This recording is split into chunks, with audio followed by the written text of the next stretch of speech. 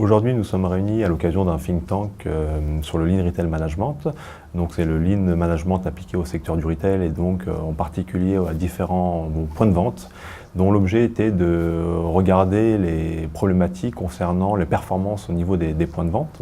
Donc, on s'est nourri des différentes expériences des secteurs d'activité, des entreprises qui étaient là aujourd'hui.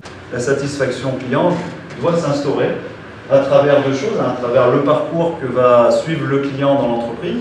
Et avec vos yeux du client, vous allez pouvoir voir des choses. Alors c'est la partie immergée de l'iceberg. Alors vous voyez quoi? Vous voyez une implantation, vous voyez un merchandising, une mise en situation des produits, une mise en valeur des produits. Il y a aussi une organisation que vous ressentez en tant que client.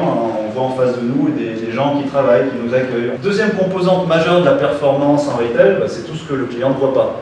Tout ce qui est derrière et qui va permettre justement aux équipes de vente de faire leur métier dans les meilleures conditions possibles. On a eu un petit rappel du contexte, de la problématique, des enjeux, avec ces dimensions visibles et non visibles de la performance commerciale aujourd'hui. Et on avait deux témoignages dans un contexte plutôt très moderne, IT, qui était celui de Photobox, et dans un contexte de commerce plus traditionnel, qui était celui du chocolat. Donc on avait un échantillon qui était parfaitement bien choisi, deux témoignages sincères et avec beaucoup de conviction. On se rend compte finalement que des stratégies Lean qui viennent de l'univers de la production, l'univers de l'industrie, sont finalement en capacité d'être adaptées à des problématiques de parcours client.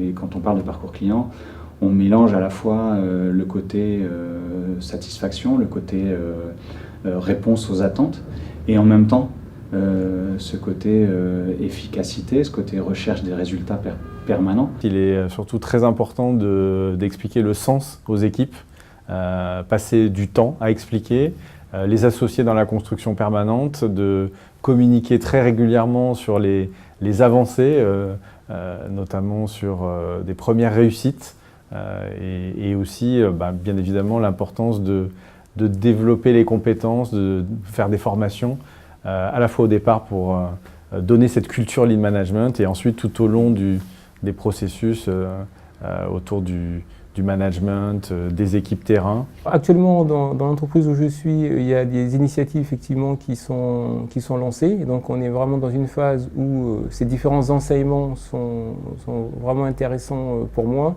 Donc il y a beaucoup de retours d'expérience, de facteurs clés à récupérer en venant dans un think tank comme celui-là pour pouvoir venir nourrir nos démarches qui sont vraiment qu'au début de la démarche Lean. La principale préoccupation est de s'orienter sur la mission de l'entreprise qui est renforcer la valeur client et donc bien entendu la satisfaction client. Pour améliorer de la satisfaction client, il faut que les équipes puissent à un moment donné se rendre disponibles pour le client et pour cela bien entendu il faut qu'on puisse travailler sur tout ce qui est processus support, donc les processus qui ne sont finalement pas visibles pour le client.